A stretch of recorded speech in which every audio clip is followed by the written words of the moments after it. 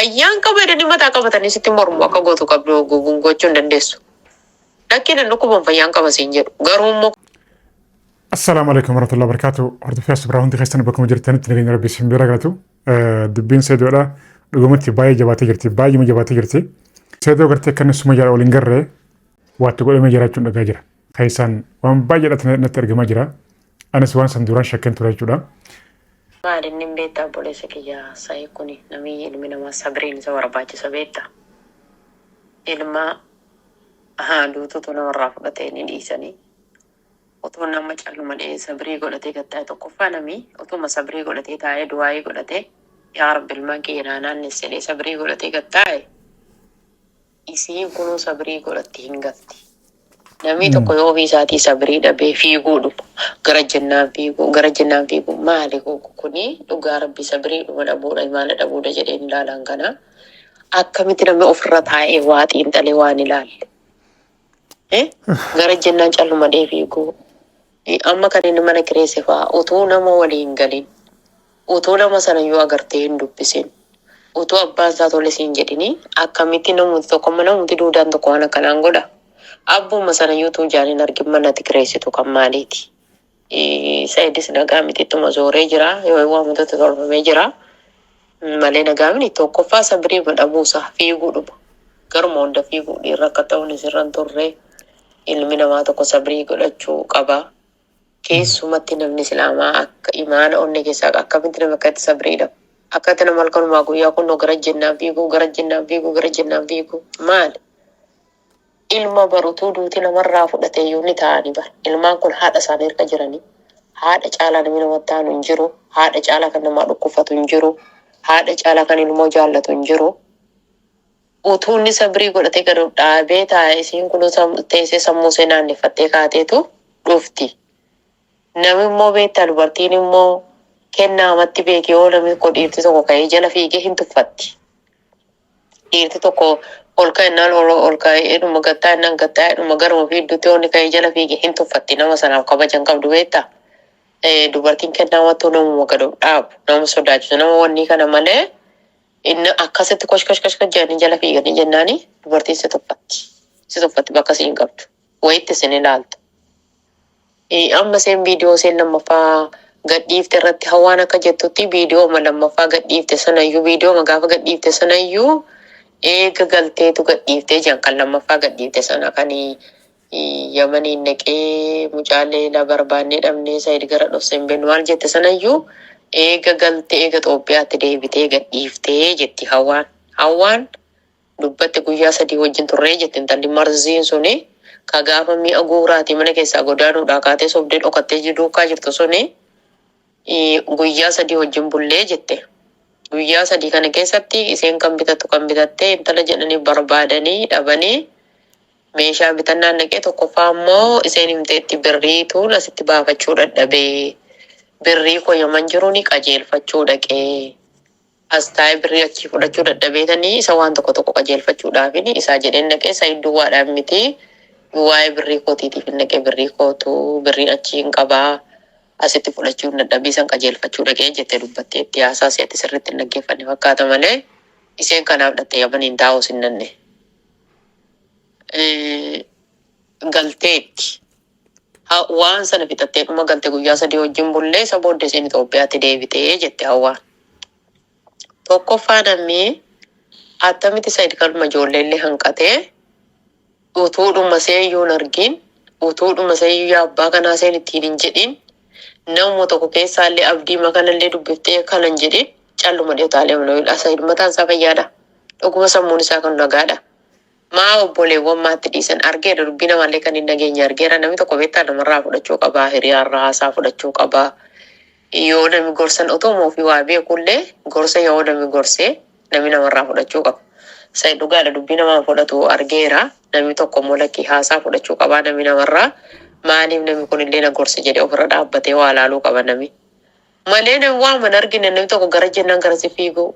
Mee namni kun xaafii miti ilma namaati. Nama adeemu nama lubbuu qabu.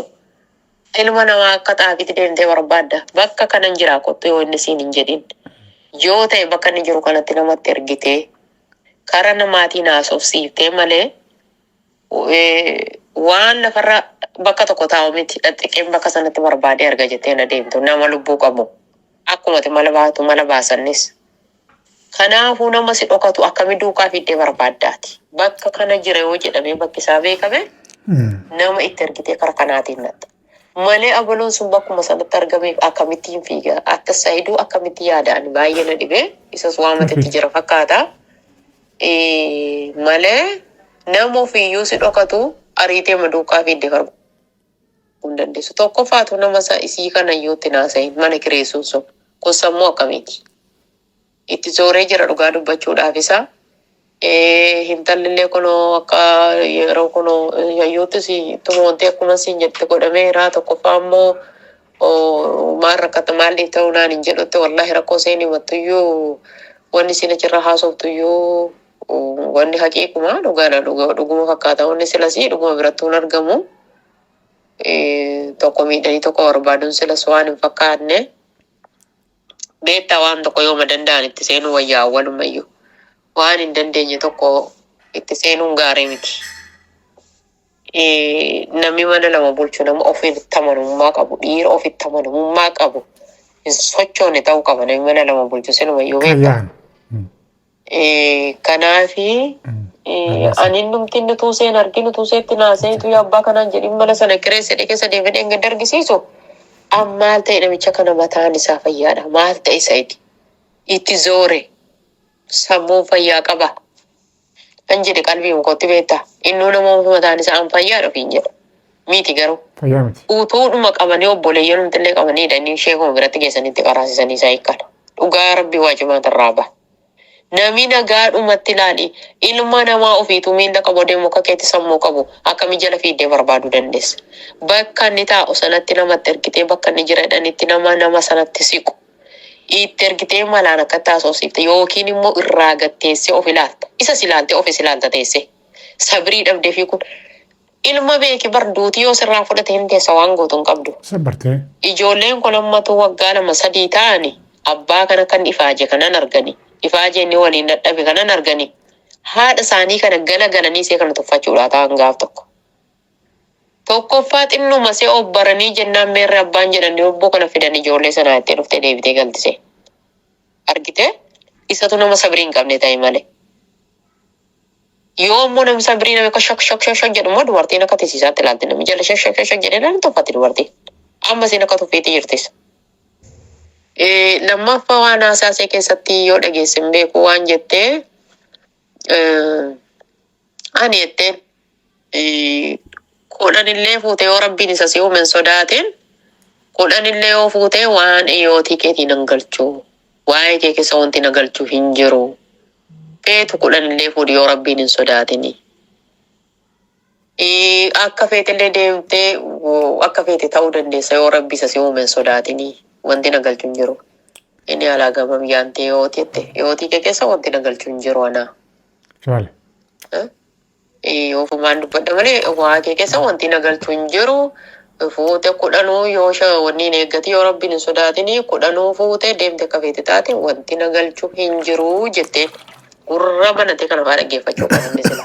Waan isheen haasoftu kanallee tokko qalbiidhaan dhaggeeffachuu qaba ture sila. Inni sabriin kun beektaa namni sabrii hin qabne faayidaa tokko hin qabu. Sabrii baay'ee barbaachisaadha ilma namaa irratti. Ilma kee ati lubbuuf jaallattu duuti gaafa nurgee godhe sirraa fudhatu falan qabu boosee itti sabartee ciniinnattee teessa. Isa kunoo biyyatti keessa jirtu jiru kana dhiisiiti.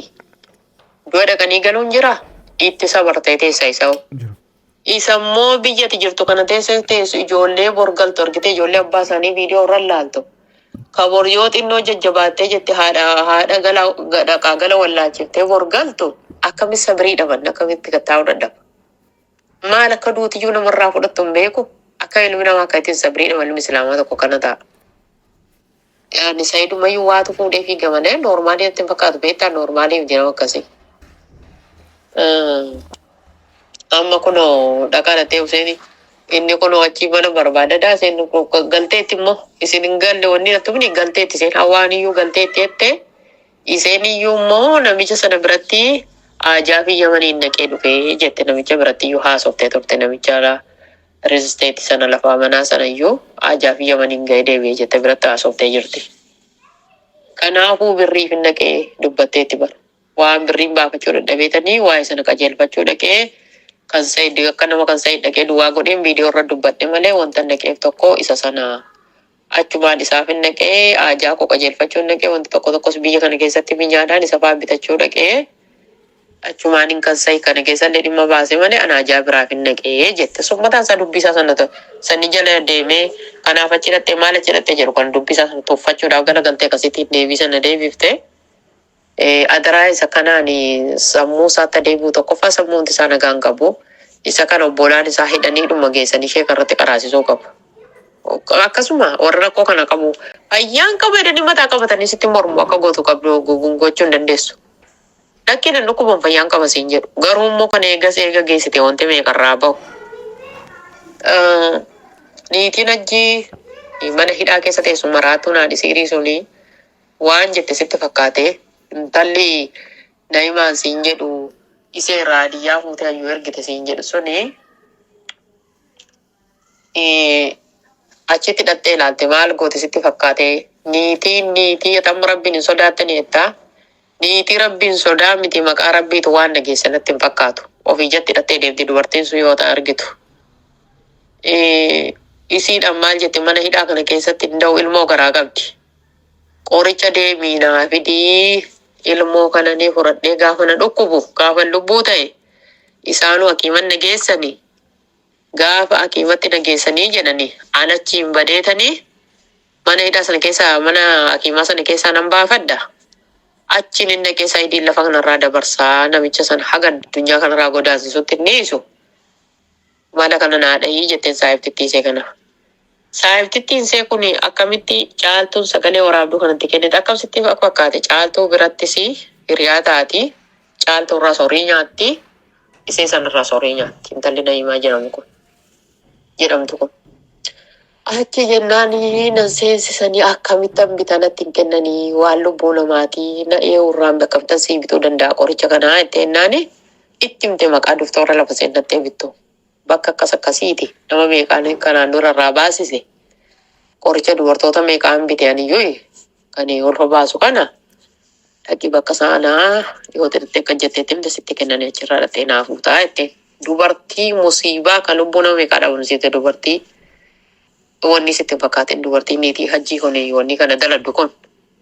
Siiriin immoo Saidan kanatti namanudha. Siiriin ergamaa rabbiitti yoo godhameera nagaa irraamanni isaan irra jiraatanii nagaa irraamanni isaan irra jiraatu isaanittuu godhe aduun hin jira shari'aanu ilmi marabbii quraan marabbii kana namarraa baasa malee aduun inuu namatti tolcha kana. Yeroodhaaf amma tokkon miidha ilma namaa garuu rabbuma ofiitti hafanii kan itti hafan rabbi tokkichaa. Isuma gargaarsifatanii immoo haayyaama rabbii kanaan ofirraa baasan malee. Waan quraanaan jiru kanas mormuun hin ta'u maaliif kana owwallaanan malee kun hin jiru abadan jedhanii mormatanii akkasumatti callumachuun hin ta'u.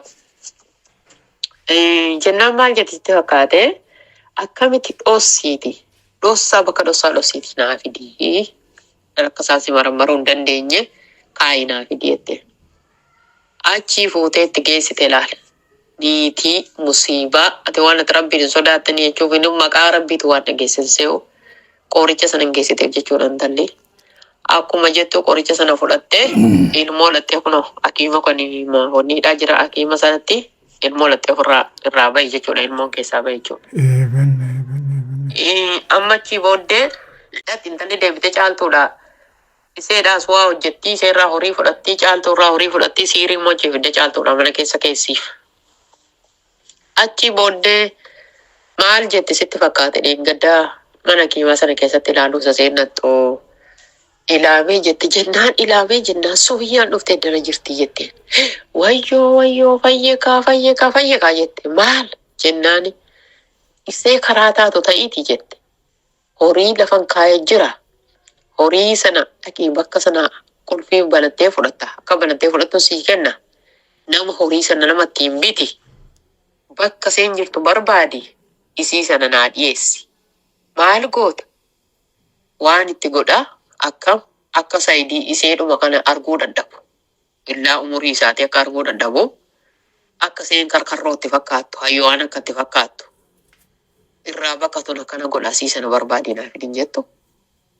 Jennaan akkamittiin kana godhuu dandeessa? Isheen immoo lakki Saayidin jaallatti Saayidumatti godhi malee ishee dhiisi jettiin isheen sun immoo. Jennaani maal jennaani amma immoo eenyu godhe akka isheen immoo jalaa baafatte immoo akka isheen immoo fudhattee jalaa baafattu immoo eenyu godhe anuma miti jette. Hin argu yoo malqiyaamaatu arguudhaaf hin taa'otteen illaa umurii jiru arguuf hin taa'onni ijoollee isaanii wal hin argu. Anumata akka isheen ilmoo qabattee baafattu godhee jette awwalayyuu. Argite isiidhuma hayyuudhaaf illee ergite kana. Niitii maajjii kana jechuudha isheen akka itti kun. Achi keessee kana dhaamtee amma maal jettiree intalaani ilaamee jetteen gaafa deebii dhaqiitii waan akka daaraa jiraatte waan nama jazbeessu nama facaasanii akka namii jechuu dhama'u akka nama hin argine godhu jira. Waan san akka daaraati akka harcee akka daaraa kana jira fidiiti naannoo askaraa kana gaafa geessu boodisaa kana warra see gochuudha. Akka nama kufiiti. Facaasii jetteen akka nama sigigaatee kufeetti kufi. Narkatti argan attamiin godha dhoossii fidii kottu. Dhoossii fidii kottuuti kufiiti akka nama kufeetti kufi facaasii. Isa booddee jarrinaan argani anasiin baafadhaa jette. Manna kiimaa isheen keessa ciiftu kun beekigaa kanuma boodisaati kanuma wotaadaraati jechuudha. Isheen keessa ciiftu suni nan argani wanni sun isaan dhamaasaa anas keessaan baafadhaa akka nama kufutti kufiiti facaasii jetteen intala. Yoo na qabanoo siin qaban dhoossii fidi. Kufiikkatti facaasii ansaayitii sana ijarra maraa annan baafadhaa itti dana keessa. Asii baafannaan xalaa tokko waan an godhen godha jette nan dhabamsiisaatii dhage. Achiin intaltii waan san qabattee jedhanii daakuu sana kan isa addaan qoodin akkuma waan nama dhamaasurra akka tabbii qabadhanii siirii irratti dalagamee jira. Akkuma kanaan qabattee ittiin dhufte gaa boolisa ittiin dhamaasu olattee dhufte intalli borumtii.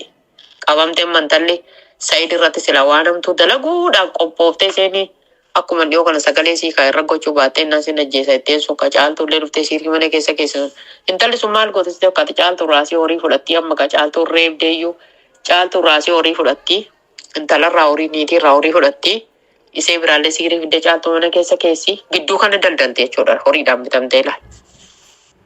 Achi booddee qabattee dhufteenanii otoo akkaseen jettu sana kufteen facaaseen boolisiin hin qabee gaafa qabee jedhu wanni isheen dhoffattee teessu sanan arganii isheen utoo achi keessaa nammaariin isheen ammaarii qottatte isheen qodumaniitiin tolchitee lafa keesseen qabattee dhufteenanii isheen illee amma rabbiin hidhaa galchachiiseen baasinii hidhaa galte qabamte jedha. Isheen silaa Saayid irratti waan hamtu dalaguudha irratti qopheeffamtee jirti. Amma intalli hidhaa galteedhaan golo. Hidhaa galtee jirti isheen illee. Isiin kunoo sana boolisatti ijatti dukkaneessitee silaa baafachuudhaa kaatullee mana hakiimaa sanaa fuudhanii hidhaatti dabarsanii saayibtittiin see kan isheen achi keessa teessee alatti siirii dalasiiftullee na'imaan siin jedhu kun kanayyuudha adiyyaa isiin sun achi teessee akka ergituu wanni itti goote suni isheen illee hidhaa seentee jirti. Hidhaa keessa seentee jirti. Kanaafuu baay'ee dhaga isii duwwaadha wayi kanala kanaa ergamu kan namni hin beekne meeqa jira.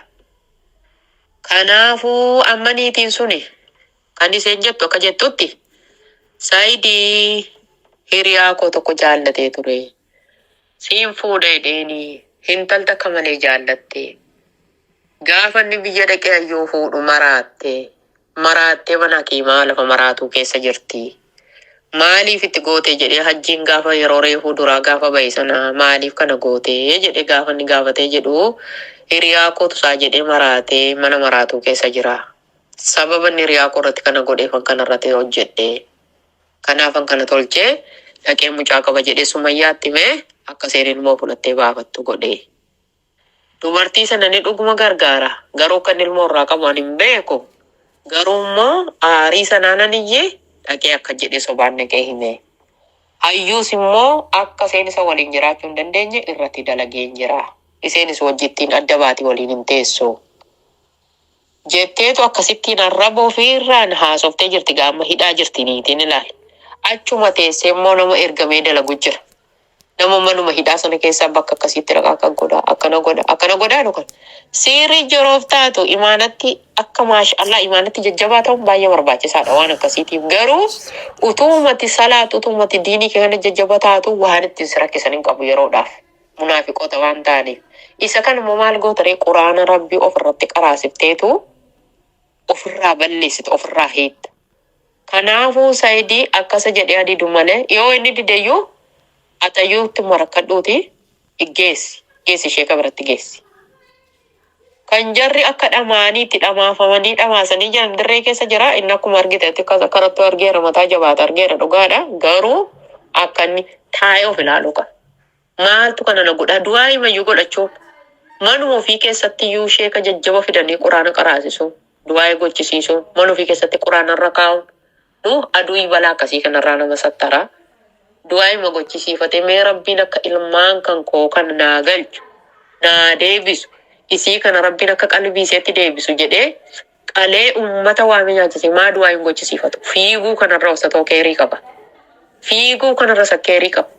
Maskiiduma keessatti waa kennee lammee du'aa hinaa godha rakkoo akkasiin natti jira yoo jedhe olii gadi fiigachi torii facaasu kanarra dhugaa rabbii isatu keerii guddaa qaba. Maskiiduma kennee du'aa yituu naa godhaatu inni jedhe waa hunda rabbiin gadi isaaf dhaaba. Rabbiin akka ilmaan kan konaa deebisu haadha manaa kanallee akka qalbiitti deebisu ijoollee isaatiin illee akka rabbii wal agarsiisu kana du'aa hinaa godhaa jedhii maskiida kenne akkatti du'aa gochisiifadhu jedhiiti waan akkasii kana gorsi. Namni sagalee kana agartee jalqabarraa haatanii hanga dhumatti dhaggeeffatan lakkoofsa tokko tuqaa gaayis dhugumatti obboleen teenituni ergaa gaarii ergaa gartee bareedaa dabarsite jechuudha dhugumatti biraa jaallatu nama gartee dhugumaan gartee nu jirra rakkataa jiru akkasii kun gartee hedduudha jira jechuudha nama gartee baay'ee nuti jabaadhaati obboleen teenituni dhugumatti gartee rakkinni isa kana gartee keessa buutee jechuudha waa hunda gamaa fi gamasii gama hundaachi hordofaa baay'ee gartee nu jirra rakkataa jirte jechuudha dhugumatti hedduu galatoomii Saayidoon tokko farratti nama dhagahu dubbii tiyya malee jedha amma Saayidoon nama biraan ni baqata garuu gorsee cafaash tiyya malee jedha amma gaamee yaman jira ani rabbumaan gartee nagaan gartee biyya sanarraa gartee nagaan haa deebisu du'a godhaadha akkuma beektan gaa warra yaman ijoollee yaman jechuudha warra yuutuubaroonni yaman hangi tokko wal galaafatanii jiran jechuudha amma abdii yoo beektan abdiin beektan saaba keenya obboleessa keenya mana ifi gartee kareeffate dhiiseeti ala gala kuno akkamatti ala zooraa jan kuno alma deema jan ala keessa bakkuma bakka dhugumatti ani gartee gurbaan sana mucaa miskiina bannaata isa hoo eenyu kana godhare warrooma gartee achi wajji galuutu warrooma gartee amma Saayidoo irratti waan fokkotaa kana dalaguudhaaf cubbuu gamaa gamasii oofu kanaatu abdii irratti illee dalaga jechuudha. Anuma abdii maaliin jaa yeroo baay'ee abdii kottu karaa biyyaa galiitti khalas asitti gartee jireenya illee bareedaa illee jiraachuu dandeessa kottu hin jaan jechuudha. Tole naan jaa isallee rabbi hafiisu ammallee wanni gartee Saayidoo irratti dalagamee jiru dhibbaan dhibbatti waanuma gartee amma obboleettiin teenya jettu kana jechuudha. Saayidoo akka inni gartee ilmaan isaatti waliin garree akka inni gartee sumayyaadhaan gartee wal jibbanii gartee jibbaa hama akka udaanitti gartee wal jibban wanni godhamee jira. Garuu nama dhagawti jamala jaa amma kun suma ayyuunis duraan ka Saayidoo gartee ka lubbuu kana jaalattu isa malee kayattu amma kun haala dantaa'uu qabdu. Maaliif namni jireenya nama balleessuudhaaf jireenya namatti gartee gufuu ta'ee khalas hirriiba walii dhabee jiraachuu rabbi sudaan hafee waan biraa keessa galee jira duniyaa fokkottu naacha ani yaman illee ni deemaa yaadaan jira garuu yoo rabbiin Saayidoo rabbi Saayidoo nagaan hafitu achi deemee illee maaliin godhami ififuu gartee asitti rakkataa jirra achi deemee hunda keenyaan gartee baaratti uummanni yoo nu hare waan biraati uummanni rahamata namaan qabu biyyi san dhuunfatanii uha ajaa'ibuma rabbiiti inshallah rabbi khairaa godhuti gaayis viidiyoo isin dheereyse nagaan naaf tura du'aa godhaadhaa rabbiin gartee Saayidoo nagaan haa deebisu I love you guys viidiyoo kana laayik share godhaa namoonni biraan gahaa gorsa bareeda qabaachuu akkasii assalaamu alaikum